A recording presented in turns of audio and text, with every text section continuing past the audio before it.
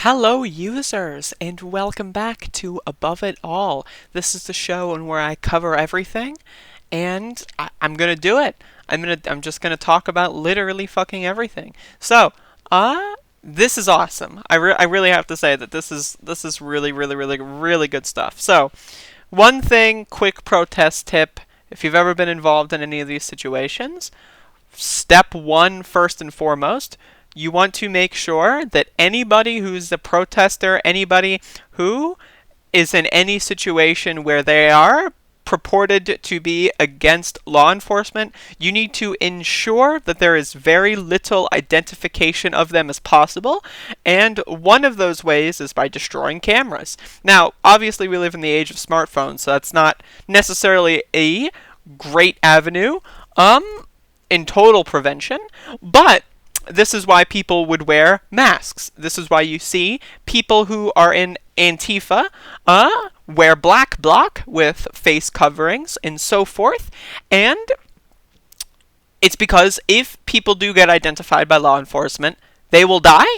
Look at the Ferguson protesters. Look at the advocates in Ferguson. I think all of them actually, all of the people that were involved in kind of like the general organization of a lot of, protests and so forth. I think there's at least 5 or 6 people that just ended up dead. And I think they all died in almost, I think, the same way, like being burned alive or some shit like that. And so that's the thing, is like, you have to understand that the law is not on your side. Law is written by oppressive slave owners. The law was written, this country was founded on slavery. That's what you have to understand about the law. The 1994 crime bill, for example, doubled the prison population. The drug war was specifically so that the blacks and the hippies wouldn't be able to vote against Richard Nixon. And you have to understand, the law will always do whatever they can to expunge dissent. So I'm just going to play this video of a dude with a chainsaw destroying police cameras, and goddamn, isn't it beautiful? Let him know.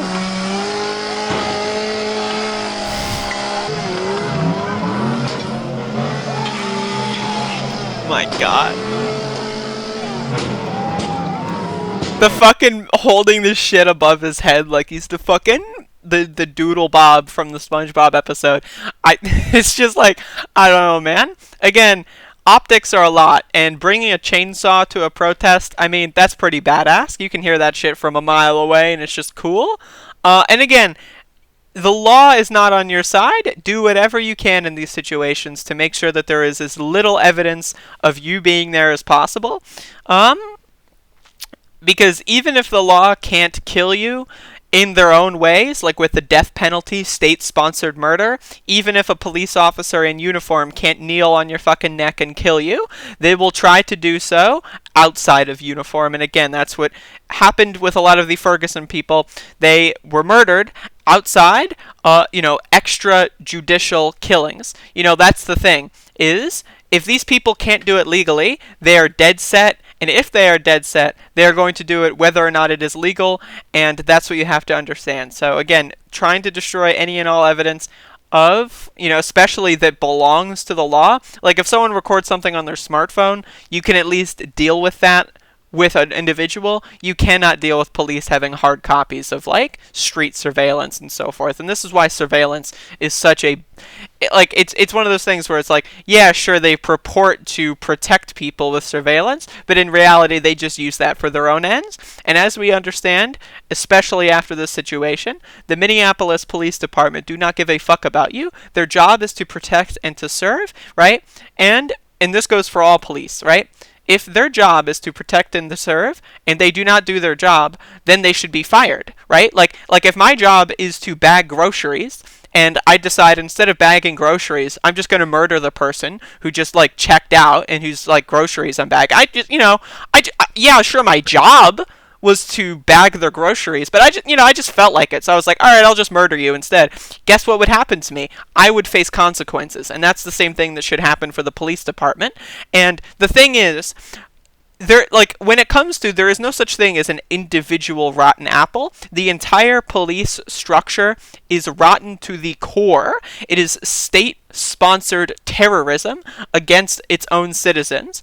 And so, again, if one cop does something poorly and they're just fired, that doesn't mean anything. That means that they are above the law. If anybody else murdered somebody on video, they would be in jail. But no, not the police. They're just fired because they are extra. They are better than you. At least that's what they purport to be. And riots like this show that no, you are not better than us. Like, as soon as you put on your riot gear, you have made your decision. You have chosen a side. You have chosen to side with fascism over the citizens that you purport to want to protect. Your job is to protect the citizens of the United States in the district that you are in. If you do not do that job, if you put on riot gear and start shooting at your own citizens, you are not doing your job. You are doing the work of fascism. You are killing people in the name of terror, and that's what you have to understand. Police are a terrorist organization.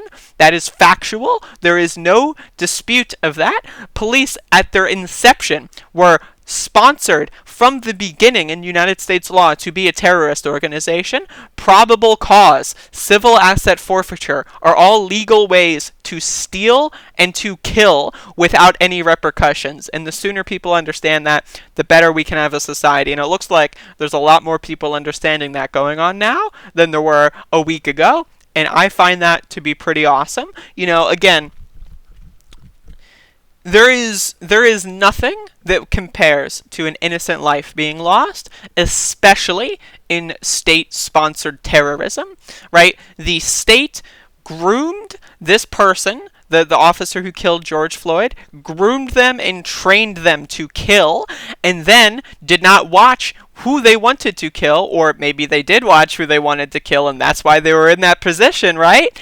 And then, oops, all of a sudden, accidentally murdered someone. Totally not bad, though. You know, it was just yeah, sure, my job is to protect and to serve, right? Like, that's my job. Like, I am paid to protect people, and I just accidentally killed them. What are you gonna do, right? Like, I'm paid to be a grocery bagger. I'm paid to stock shelves, and then, like, I just saw someone and I wanted, like, hello? Like really? Like, come on, man. Like, are you really going to do that to me right now? Like, yeah, I get it. My job is to protect people and I'm doing the exact opposite of that. But, like, come on. You're going to throw me in jail? Like, it's an honest mistake. No, it's not an honest mistake. All cops are bastards.